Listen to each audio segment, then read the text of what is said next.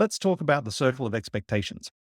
One of the main ways students can disrupt and derail a Frankenstories game is by introducing stupid, random, ridiculous, dumb story elements. We touch on this a bit in the lesson about introducing story elements, and we deliberately introduce random elements. But there's an important concept here which is really worth teaching and exploring separately. And that's what Keith Johnstone called the circle of expectation. The basic idea is that as we introduce elements in a story, the audience develops a circle of expectation. If a story introduces a pirate marooned on a desert island, the audience might reasonably expect parrots, goats, treasure, rum, other pirates, and the like. If a story introduces a UFO above a city, the audience probably expects something to do with aliens, abductions, four-star generals, journalists, and moments of spectacular destruction. There are some important nuances to this concept. The circle is something the audience makes. It's not something the writer makes. The audience infers it from what the writer gives them. And this is important because different audiences will create different circles based on their background and what they've been exposed to in the past. Different combinations of elements early in the story create different circles of expectation. So if the marooned pirate soon encounters zombies guarding an enchanted sapphire, then the audience expectations will shift to include more magic and less shelter building. If the UFO hovers inexplicably over the city for a decade, then the audience expectations will shift to include more characters experiencing existential crises and less blam blam action scenes.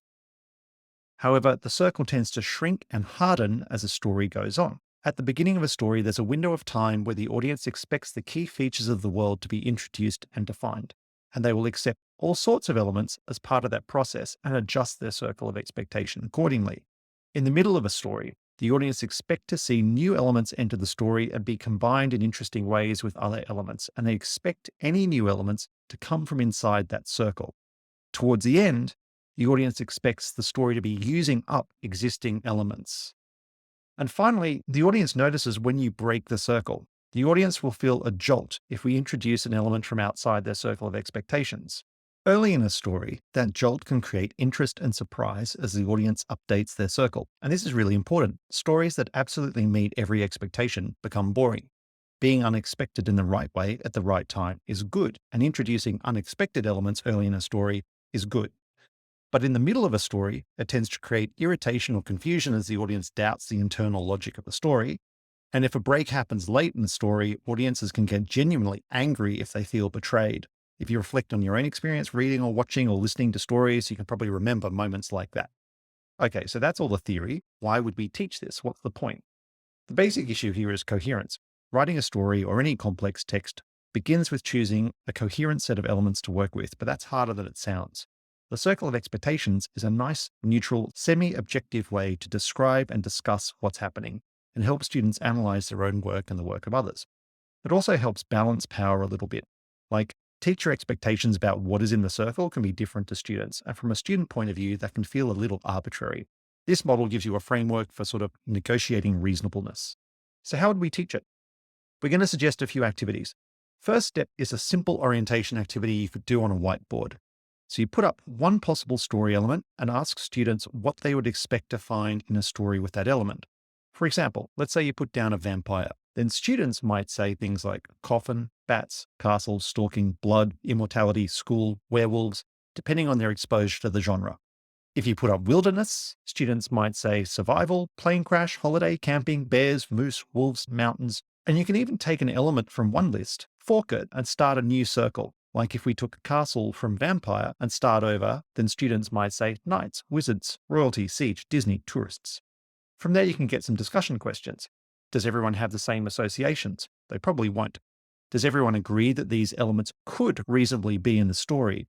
There might be some disagreement. What elements would exclude others?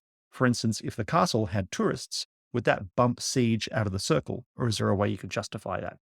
As a second activity, you can ask students to nominate elements that they wouldn't expect to see in a story with the listed or expected elements.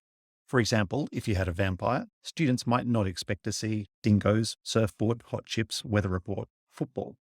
For wilderness, maybe people won't expect to see stand-up comedians, a shopping center, music studio, chocolate factory. For castle, might not be KFC, might not see a baseball diamond. You wouldn't expect to see stuff about tax returns, probably not an orangutan. And this again leads to some more interesting discussion questions, because often the best stories come from some unexpected combination of elements. So you can look at these sets and think about, well, is there a way that you could fit one of these elements into the expected set? Could that vampire be associated with surfing or a weather report or football? And if so, how would you justify it? If you put in one weird element, could you fit in a second weird element as well? And how would you justify that additional element? You'll probably find the justification gets increasingly elaborate and implausible. And students might start to see if we only had the original element, like if we only had a castle, well, then maybe it's actually easy to get an orangutan into it. It's the other elements that make it hard. So, this idea that as you increase context, you start to shrink the circle. After some of this orientation, we'd say a good next activity is some text analysis that's using the circle of expectations as a lens. You could use your own texts for this, but it can be tricky finding published examples that break the circle in the way that we want to show. So we suggest evaluating 2 Frankenstories for their circles of expectation. For each of these, we've included a link to the original game if you want to see it in that format. And we've also included links to some Google documents that you can use that look like this and this. So the basic idea is that you as individuals or as a group can look at this prompt, right? Like they're giving you advice about something that's bothering you. Look at the picture, got a man in a weird uniform with a flute, and then look at the text and mark up where key story elements are introduced and figure out whether or not they sort of break your circle of expectations. And that'll be debatable. So I've marked up here what I think. I think the appearance of the horse at the beginning is surprising relative to the prompt, but most of the other elements that are introduced at the start aren't necessarily that unexpected. So he is the gnome guy, got jazz and a flute. That's not necessarily unexpected. A carrot is a line call, but like once there's a horse, then a carrot is kind of not unexpected. And then giving advice about something that's bothering you and then being asked to pay money is not necessarily unexpected either. Another interesting thing about this story, though, is those are basically the key elements that are introduced at the start. And then really nothing else new is introduced through the rest of the story. It's all just about combinations after that. Compare that to this story. We have right like this is the end of the world. We have a dark room, 3 people, a door, table. And again, you can debate how exactly this would be marked up. But as an example for this video, I've marked it up like this. So we have lights, a door, a red-headed menace. That's something you could argue is unexpected, but I feel like because it's an apocalypse of some sort, that's not necessarily surprising. We've got hallways, victims, chessboard. Then we have a big vampire, a demon. It's hard to tell whether the demon, the vampire, and the red-headed menace are the same creatures or different. We have Bob, we have Greg. The names are a bit out of the blue, but it's kind of all of a set, and it's in line with the picture and the prompt.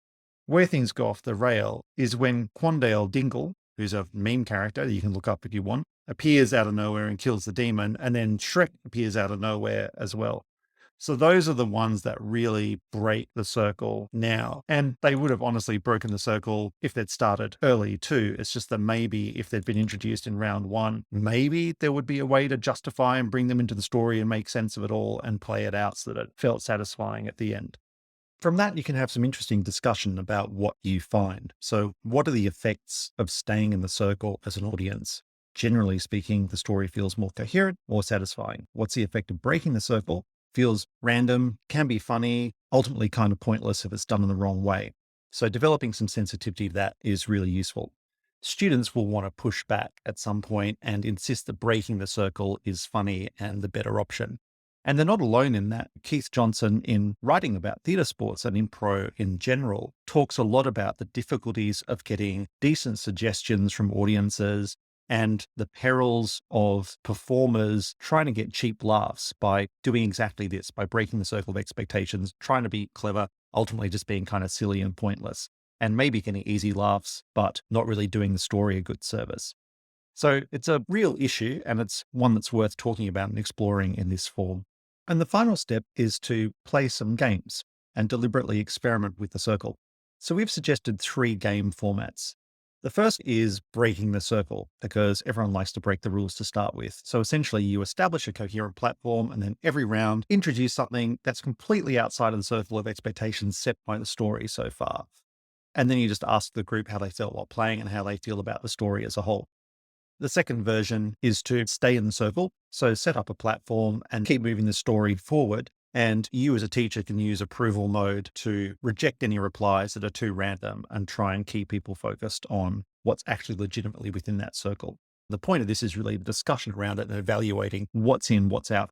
There's also a third optional format. If you're familiar with the idea of tilts from elsewhere in teaching with Frankenstories, then there's an interesting discussion about whether or not breaking the circle and tilts are the same thing, because they're both kind of surprising and startling in some way. So as a game format, you can play a game where you say, well, look, let's establish a platform and we're going to tilt every round, but the tilts have to be based on introducing things that are still reasonably within the circle of expectations. And that's a tricky thing to pull off, but it'll lead to some interesting results at the end and another interesting discussion about what the difference is between the two things, because both stories will feel volatile, but one will feel more coherent than the other.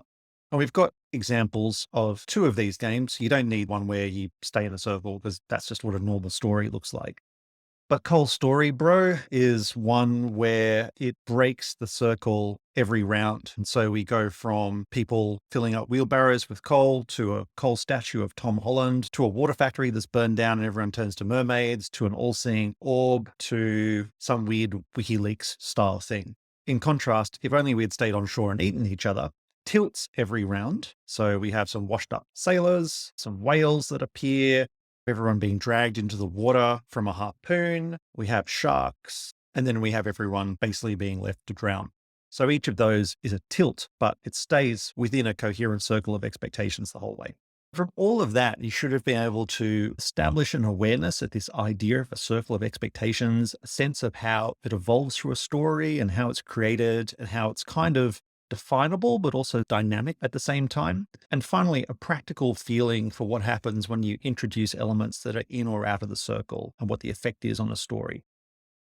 We have plenty of handouts for this one. We have a student guide. We have teacher notes for the different game formats and activities. And we have those Google Docs that you can use as well.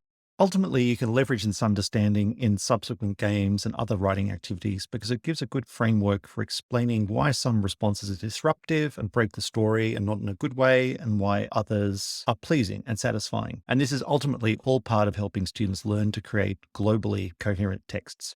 So try it out and let us know how you go.